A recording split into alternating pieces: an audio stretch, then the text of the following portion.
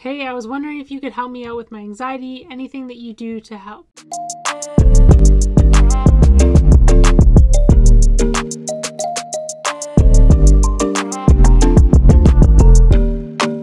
Okay, so I'm going to answer this question that I just got in my Instagram DMs. I've been sharing more about my experience with mental health, specifically with anxiety lately. In 2015, when I retired from the national snowboard team, I went through a really tough period of time dealing with identity loss, even the physiological differences and the things that I experienced.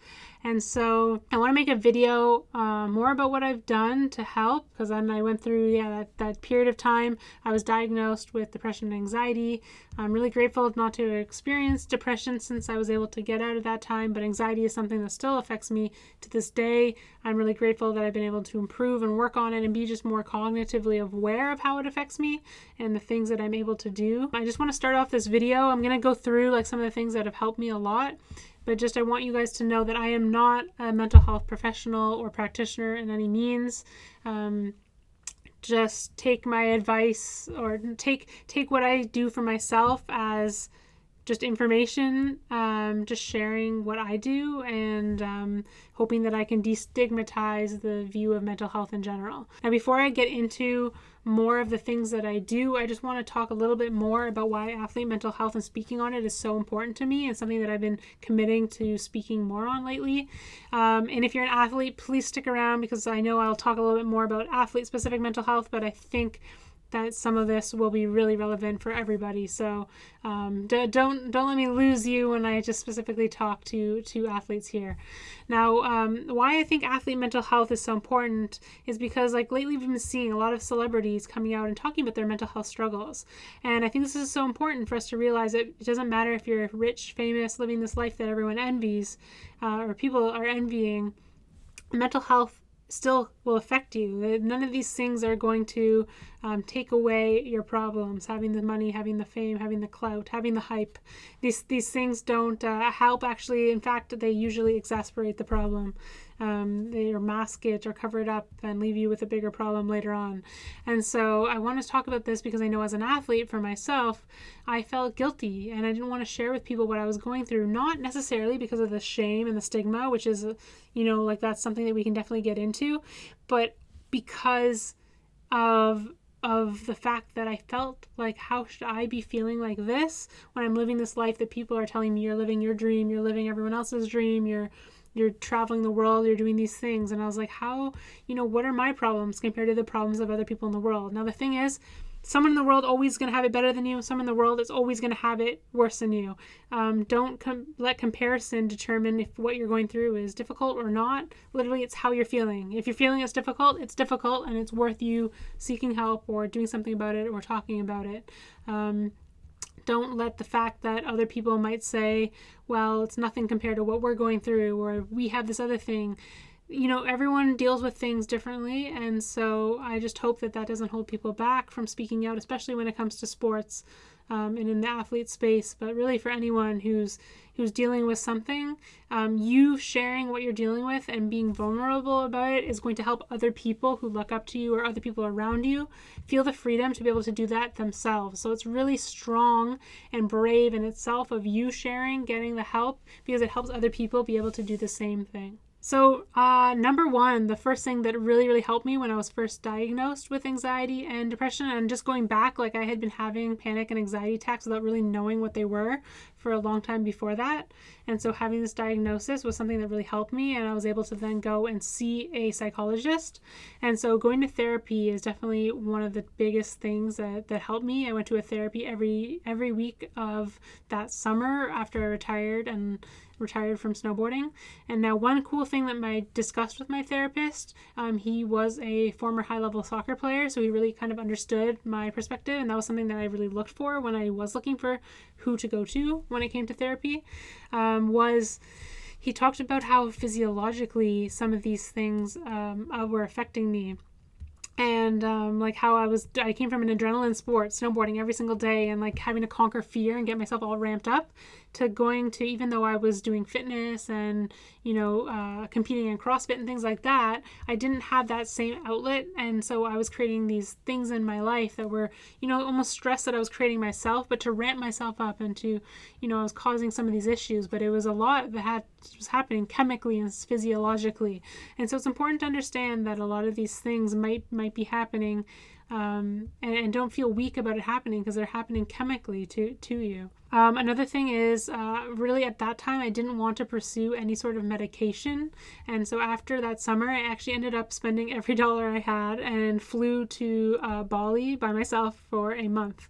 And I had a whole period of self-discovery. I felt like, a lot of things in my life I was doing for other people, always worrying about other people. That made me stressed in every moment. I can never be present in different moments because I felt like I was trying to make sure the other person who was around me was having a good time, or, just things like that. So being alone for a month was something, and in a foreign country I'd never been to, completely on the other side of the world, was like huge for me. I know even when I told my parents I was going, they were worried, what if I had these panic or anxiety attacks when I was there?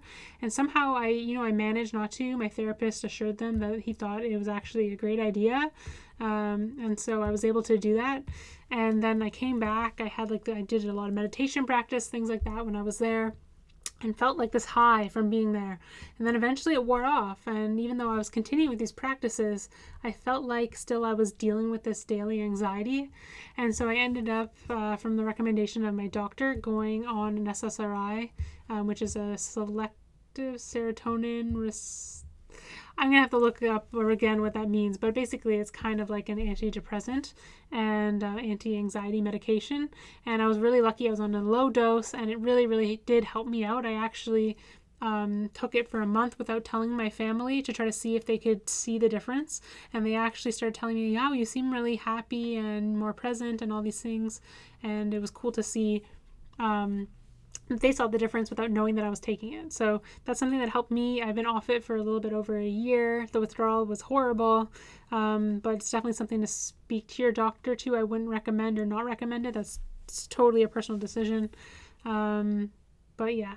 Another thing is, so like I discussed, meditation. Meditation was huge, trying to stick to it. I notice on the days that I skip my meditation because I think I'm too busy, that always leads to me having some sort of anxiety, or maybe a couple days later, my anxiety attack gets worse. I might have a reoccurring anxiety attack because I haven't been taking that time to myself. I've just been overworking myself, which leads me into, I mentioned, doing stuff just for fun, not just valuing yourself off your productivity. Knowing that you're more than your productivity. You're your presence. Judge your day on your not on your productivity, but on your level of presence in the day. And so for me, it's like this gap between expectations, and I'm like, I need to be doing, and that leads me to anxiety. When I realize all of a sudden these things that don't give me anxiety is when I'm just chilling out. And just being present in the moment, enjoying coffee on the deck, like going mountain biking when I'm really present in the moment.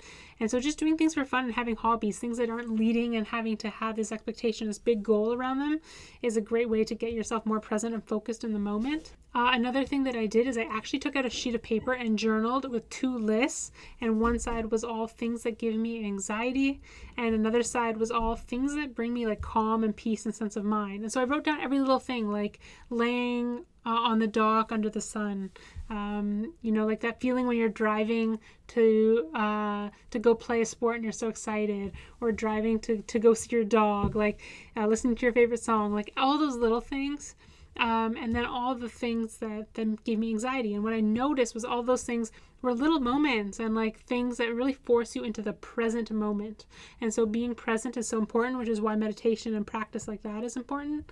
Now on the flip side, all the things that gave me anxiety or give me anxiety always comes from expectations. Now there's also physical things, like I know if I don't exercise for a couple days, I usually get anxiety, and I know because physically I need to have that controlled stress response of training hard. If I've just trained like barely moving for a few days, unfortunately I get it, and that just physiologically with me, something that I need to really burn off my energy. Otherwise I have this anxious energy that I haven't burnt off, and it outlets itself in not the greatest ways sometimes.